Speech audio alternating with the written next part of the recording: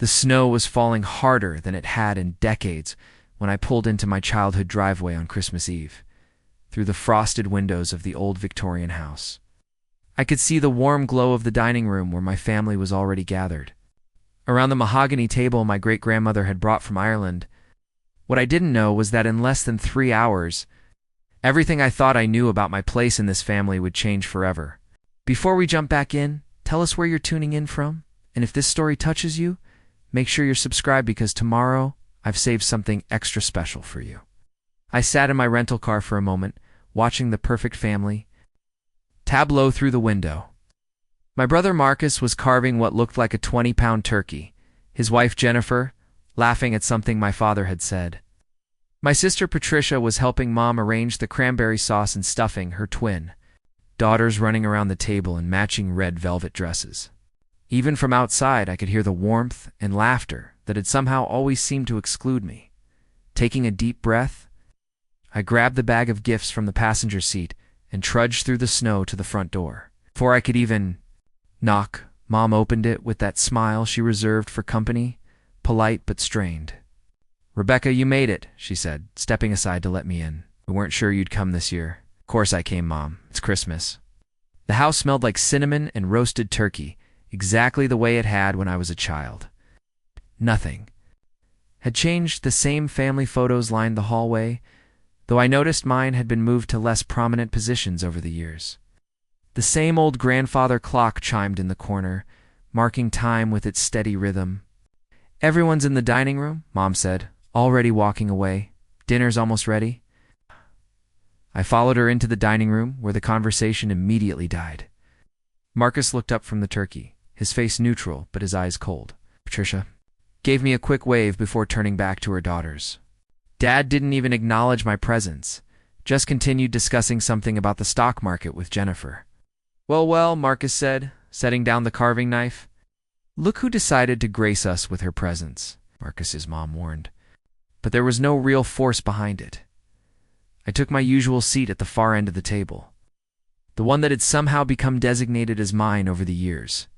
It was positioned perfectly to be included in the conversation, but far enough away to make it clear I wasn't really part of the inner circle. "So, Rebecca," Jennifer said with false brightness, "how's work at that little nonprofit of yours?" The emphasis on little wasn't lost on anyone. I managed to smile. "It's going well. We just opened our 3rd location in Detroit." "That's nice," Dad said, without looking up from his wine. "It's be rewarding, helping people and all that." His tone made it sound like charity work was something slightly embarrassing, a hobby for people who couldn't make it in the real world. Marcus snorted softly, a sound I'd grown to hate over the years. "At least someone in this family has a heart," Patricia said, though her voice carried more condescension than praise, "even if it doesn't pay the bills." "Actually, we've been quite successful," I said, trying to keep my voice level. "We're expanding to Chicago next year." "How wonderful," Mom said absently, already moving on to ask Marcus about his latest promotion at the law firm. This was how it always went. They'd ask about my life just long enough to establish that whatever I was doing wasn't quite measuring up to their standards, then immediately pivot to discussing Marcus's latest achievement or Patricia's husband's new business venture. Was the obligatory question mark. The family member they felt they had to include, but never quite knew what to do with. Dinner proceeded exactly as I'd expected. Marcus dominated the conversation with stories about his recent cases, making sure everyone knew how much money he was making. Patricia chimed in with updates about her daughter's private school achievements and her husband's promotion to regional manager. Jennifer discussed their plans to buy a bigger house in the suburbs, complete with a pool and a 3-car garage. I picked at my turkey and tried to contribute when I could. But every attempt was met with polite disinterest, or worse, subtle correction. When I mentioned my organization's work with homeless veterans, Dad changed the subject to discuss his golf handicap. When I tried to share a funny story about one of our clients who'd turned his life around, Marcus interrupted to talk about his new BMW. "You know, Rebecca," Patricia said during a lull in the conversation, "Mom and Dad were just saying how worried they are about you." All eyes turned to me. I felt my stomach clench. "Worried about what?" "Well," Mom said carefully, "you're 32 now, and you're still unmarried. Living in that tiny apartment, working at a job that barely pays anything. It pays fine, I said, but my voice sounded weak even to me. Does it though? Marcus leaned back in his chair, studying me like I was a particularly interesting case file. I mean, when was the last time you took a real vacation? When was the last time you bought something nice for yourself? I don't need to see that's exactly what we're talking about, Patricia interrupted. Always been different, Rebecca. Even as kids, you were the one who marched to your own drummer, never quite fitting in. The black sheep, Jennifer added with a laugh that was supposed to sound kind but landed like a slap. That's not fair, I started, but Marcus was already nodding. She's right, though. You've always been the odd one out. Remember in high school when we were all playing sports and dating, and you were in the drama club writing poetry? There's nothing wrong with drama club, I said, feeling 15 years old again. Of course not, Dad said in that patronizing tone I remembered from childhood. It's just ... You've always chosen the harder path, Rebecca, the path that doesn't really lead anywhere. Work helps people. Matters. Of course it matters, Mom said quickly. We're not saying it doesn't matter. We're just saying, well, maybe it's time to think about what you really want out of life. What we're saying, Marcus said, leaning forward, is that it's okay. To admit when something isn't working out. You don't have to keep pretending that this non-profit thing is going to turn into a real career. The words hit me like physical blows. A real career. As if everything I'd worked for, everything I'd built, was just make-believe. Maybe it's time to consider coming back home, Patricia added. You could work at Dad's firm, do something stable, meet someone nice. Settle down like a normal person, Jennifer finished. I looked around the table at their faces, some concerned, some pitying, all absolutely certain that they knew what was best for me. These people who saw me maybe 3 times a year, who never asked about my actual life, who had already decided that whatever I was doing wasn't good enough. The black sheep, I repeated quietly. Oh, honey, Mom said, reaching across the table to pat my hand. We don't mean it like that. We love you. We just want what's best for you. But I could see it in their eyes, the same look I'd been seeing my whole life. The look that said I was the family disappointment, the one who'd never quite figured out how to be what they wanted me to be, the one who'd always be a little too strange, a little too stubborn, a little too different to really belong. Outside, the snow was still falling, and somewhere in the distance, I could hear the faint sound of sleigh bells. But sitting at that table, surrounded by my family, I'd never felt more alone in my life. The silence that followed their collective assessment of my life stretched uncomfortably long. Could hear the grandfather clock ticking in the hallway, each second amplifying the weight of their expectations. Patricia's daughters had grown quiet too, sensing the adult tension, even if they couldn't understand it. Look, I said finally, setting down my fork with more force than necessary. I appreciate your concern, but my life is exactly where I want it to be. Marcus laughed, a short bark that made me flinch. Come on, Rebecca. You're living paycheck to paycheck in a studio apartment above a pizza shop. Your car is 15 years old. You haven't been on a date in, 2 years? And you're trying to tell us you're happy? How would you know when I last went on a date? Shot back, feeling heat rise in my cheeks. Because Mom asks you every time she calls, and you always change the subject, Patricia said smugly. Which, by the way, means you're not dating anyone. Jennifer nodded sagely. It's nothing to be ashamed of. Some people just have trouble with relationships. Maybe you're too focused on work, or maybe you're just too ... double quotes. She gestured vaguely. Particular. Picky, Dad clarified. You've always had unrealistic expectations. Remember that boy in college? What was his name? Daniel? Nice family, studying pre-med, and you broke up with him because he didn't share your passion for social justice. I broke up with him because he thought poor people deserved to be poor and that climate change was a hoax invented by the government. See? Marcus spread his hands like he'd just proved his point. Unrealistic expectations. Can't expect everyone to think exactly like you do. I can expect them to have basic human decency. There's that attitude again, Mom sighed. This is exactly what we're talking about, sweetheart. You think you're better than everyone else because you have all these noble causes, but where has it gotten you? I stared at her, feeling something crack inside my chest. I don't think I'm better than anyone. I just think there's more to life than money and status symbols. Preparing and narrating this story took us a lot of time, so if you are enjoying it, subscribe to our channel. It means a lot to us. Now back to the story. Money isn't everything, Dad said, but it's security. It's stable. It's being able to take care of yourself and the people you love. What happens when you get sick? What happens when you're old? Your nonprofit isn't going to pay for your retirement. We have a 401k plan. Oh, please, Marcus interrupted. How much could you possibly be contributing to a 401k on your salary? $20 a month? The number was closer to 50, but I wasn't about to give him that satisfaction. I'm doing fine financially, are you though? Patricia leaned forward, her voice taking on that fake concerned tone she'd perfected as a teenager. Because when Grandma Rose died and left us all that money, you were the only one who didn't use. If for something practical, Marcus bought his house, I put mine toward the girls' college funds, and you. What did you do with yours again? My throat felt tight. I donated it to the organization. The table went dead silent. Even the little girls stopped their quiet chatter. You donated $25,000, Dad said slowly, to your job. To help expand our services. We were able to open the Detroit location because of that donation, Rebecca, Mom said, her voice barely above a whisper that money was supposed to be your inheritance? Grandma Rose wanted you to have something to build your future on. I did build my future on it. I helped dozens of families find stable housing. I helped veterans get the mental health services they needed. Used it exactly the way Grandma Rose would have wanted. Grandma Rose would have wanted you to buy a house, Marcus said firmly, or at least put it in savings. She would have wanted you to be practical. You didn't know her like I did.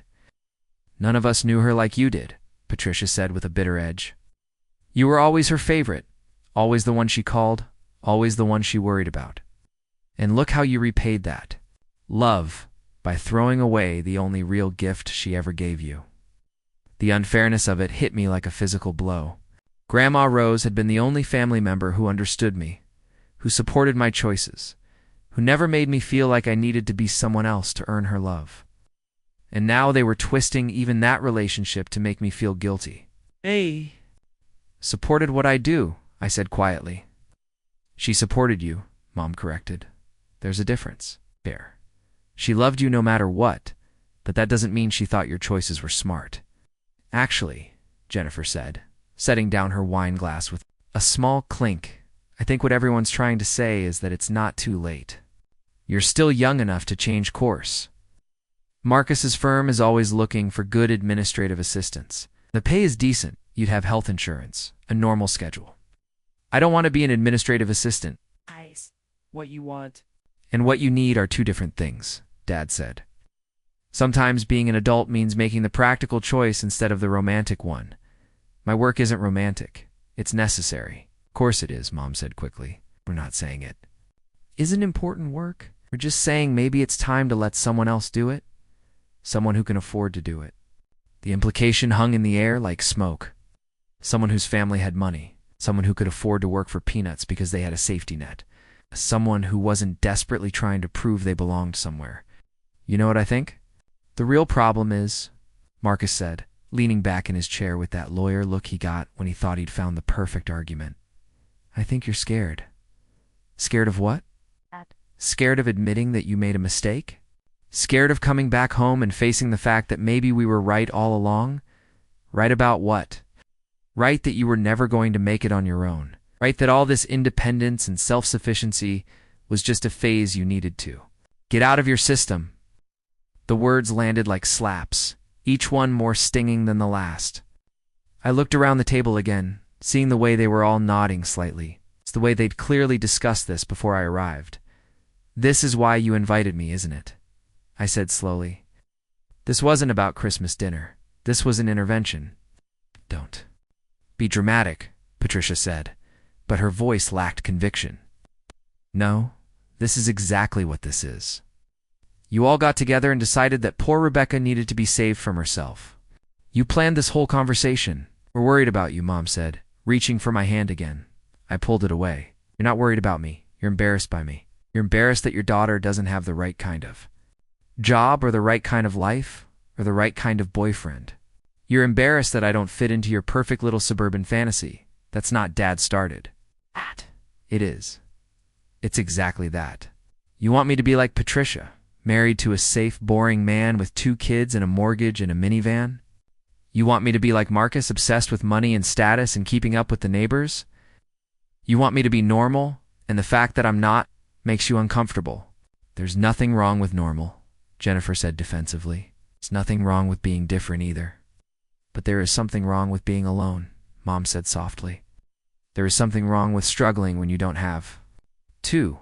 There is something wrong with throwing away opportunities because you're too proud to accept help. I'm not throwing away opportunities. I'm making choices. Bad choices, Marcus said bluntly.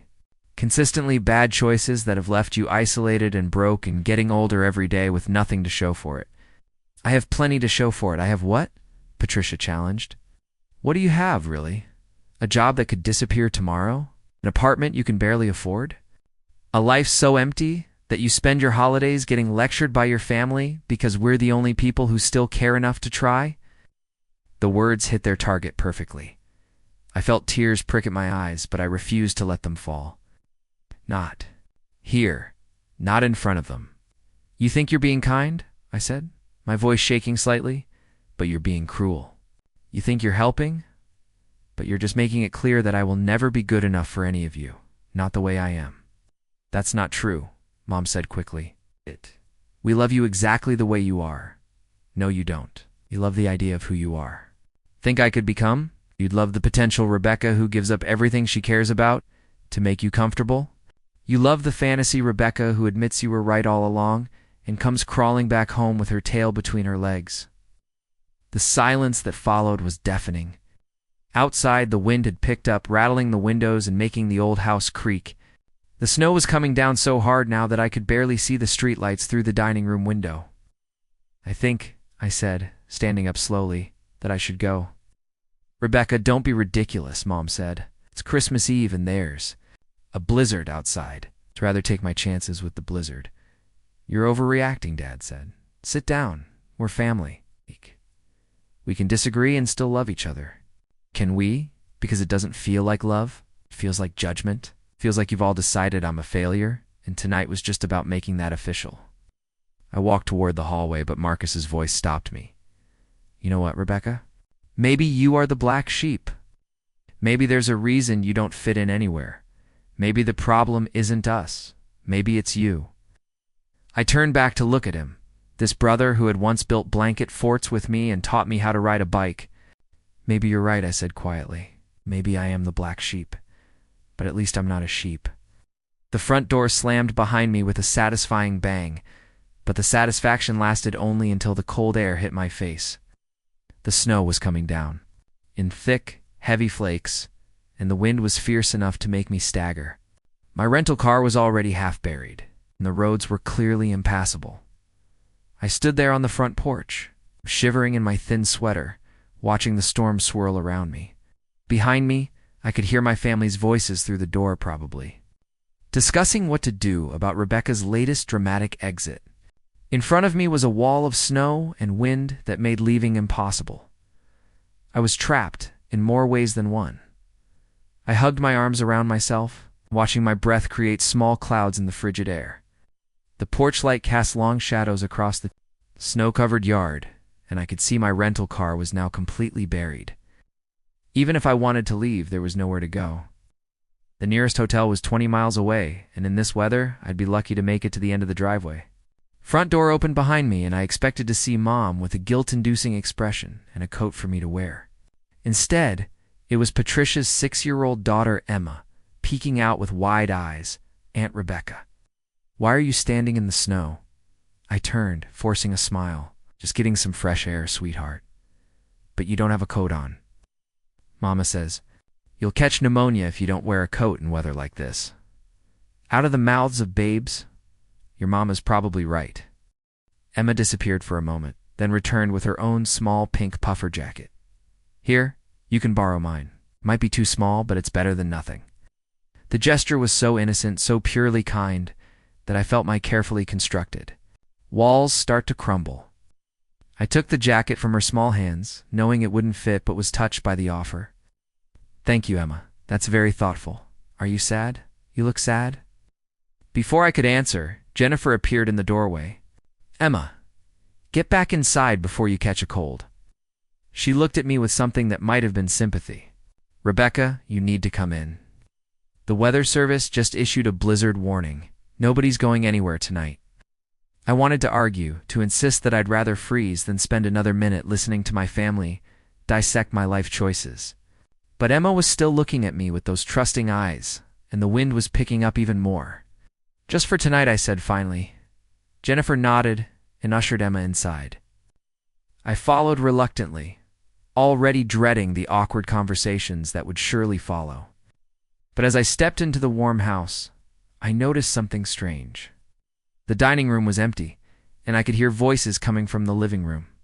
Not the tense, judgmental voices from dinner, but something else. Laughter, maybe, Rebecca? Emma grabbed my hand and pulled me toward the living room. Come see, there's a man here, and he says he knows you.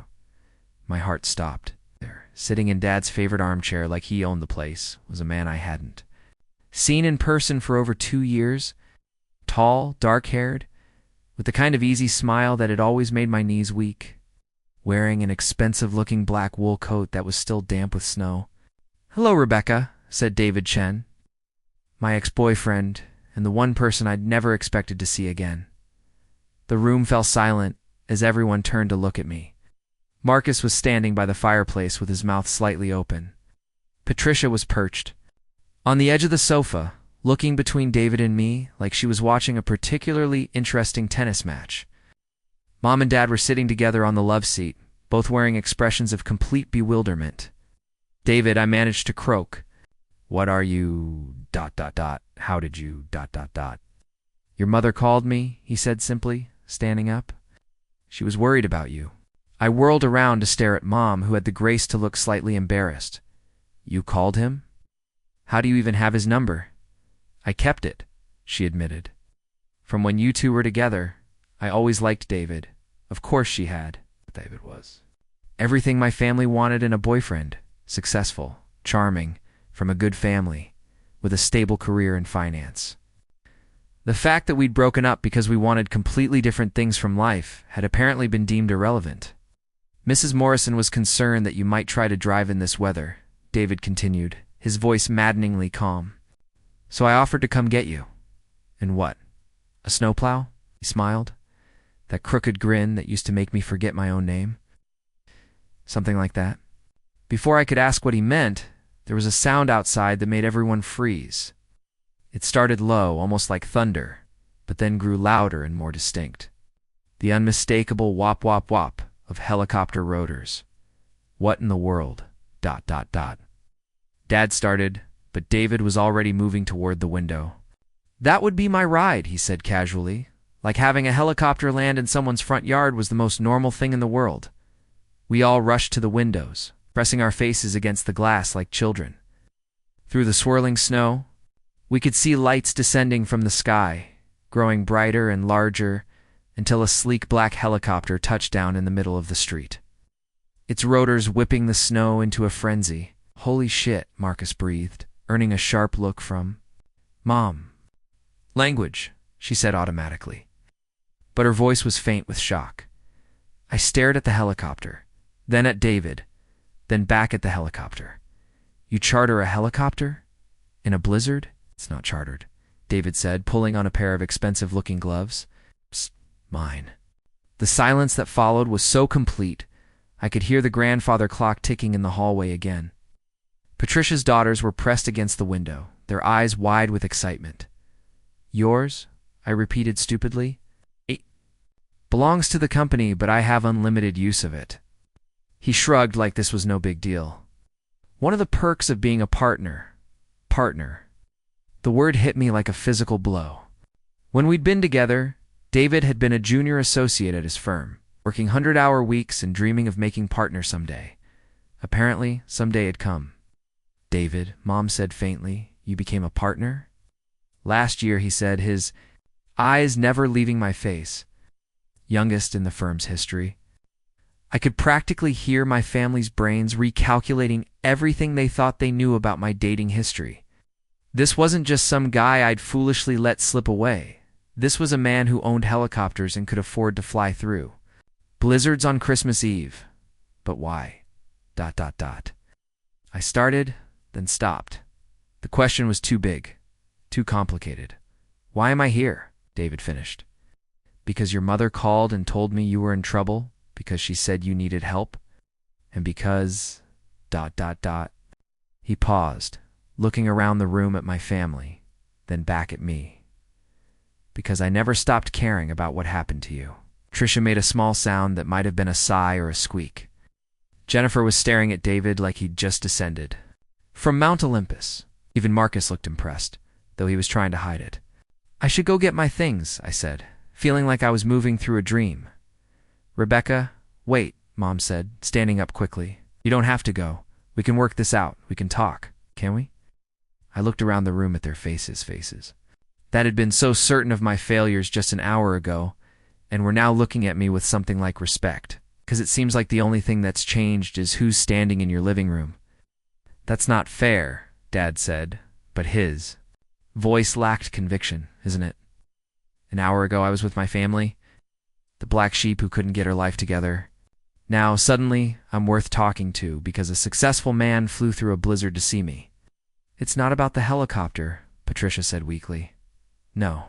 Then what's it about? Because from where I'm standing, it looks like my worth to this family is directly proportional to the impressiveness of the men in my life. David stepped closer to me, his voice low. Becca, we don't have to do this now. We can just go. But I was done running away, done letting them make me feel small, done pretending that their approval mattered more than my own self-respect. Do you want to know the truth about David and me? I said, raising my voice so everyone could hear. We broke up because he wanted me to quit my job and move to New York with him. He wanted me to give up everything I'd worked for to be his perfect girlfriend, and when I said no, he walked away. Rebecca, ... Let me said quietly, no, let me finish. Y'all think I'm stupid for choosing my work over a relationship with him. You think I'm an idiot for putting my principles before financial security. But you know what? I'd make the same choice again. I turned to face David directly. I'm sure you're very successful now. I'm sure you have a beautiful apartment in Manhattan and a perfect life with someone who is willing to give up her dreams for yours. And I'm happy for you, I really am. But that was never going to be me. David was quiet for a long moment, studying my face. When he spoke, his voice was softer than I'd ever heard it. I know. That's why I'm here. What? There is no perfect girlfriend, Rebecca. There's no beautiful apartment with someone else. It's just me, working too many hours and flying around the country, making deals that don't matter to anyone except the people writing the checks. I stared at him, not understanding. I didn't come here to take you away from your life, he continued. Came here because I finally figured out that your life is exactly what the world needs more of. I came here because I've spent 2 years trying to forget you and failing miserably. I came here because I wanted to ask if maybe we could try again, but differently this time. Differently how? With me supporting what you do instead of trying to change it. With me using my resources to help your organization instead of competing with it. With me finally understanding that the thing I fell in love with wasn't your potential to become someone else. It was who you already were. The room was so quiet I could hear the helicopter's engines winding down outside. Snow continued to fall past the windows, but the wind had calmed slightly. You want to fund my nonprofit? I asked, hardly daring to believe what I was hearing. I want to do whatever it takes to be part of your world, instead of asking you to be part of mine. I looked around the room at my family's faces. Mom was crying, openly now. Dad was staring at David with something like awe. Marcus looked like someone had just explained quantum physics to him in a language he finally understood. Patricia was clutching Jennifer's arm, both of them hanging on every word. And, if I say no? I asked. David smiled sadly. Then I get back in that helicopter and leave you alone. But I had to try, Rebecca. I had to know if there was any chance you might forgive me for being too stupid to see what I had when I had it. I thought about everything that had happened tonight. Cruel words, the judgments, the way my family had made me feel like a failure and an outcast. I thought about how quickly their attitudes had changed when David appeared, how suddenly I was worthy of respect, simply because someone successful wanted me. But I also thought about Emma offering me her jacket. I thought about Grandma Rose, who had always supported my choices, even when they were difficult. I thought about the veterans I'd helped find housing, the families I'd kept together, the lives I'd touched in ways that couldn't be measured in dollars or status symbols. David, I said finally, I appreciate the gesture. I really do, and I'm glad you're successful, glad you're happy. But my answer is still no. His face fell, but he nodded. I understand. No, I don't think you do. I stepped closer to him, close. Enough to see the flecks of gold in his brown eyes. I'm not saying no to you. I'm saying no to the idea that I need to be rescued. I'm saying no to the fairy tale where the successful man swoops in to save the struggling woman. Rebecca, Mom started. But I held up a hand. I don't need to be saved. My life isn't perfect, but it's mine. My work isn't glamorous, but it matters. And I'm not going to apologize for that anymore. Not to anyone. I turned to face my family. You called me the black sheep tonight. And you know what? You're right. I am different from all of you. I care about different things. I want different things. And I'm not going to change to make you comfortable. Sweetheart, Mom said through her tears, we just want you to be happy.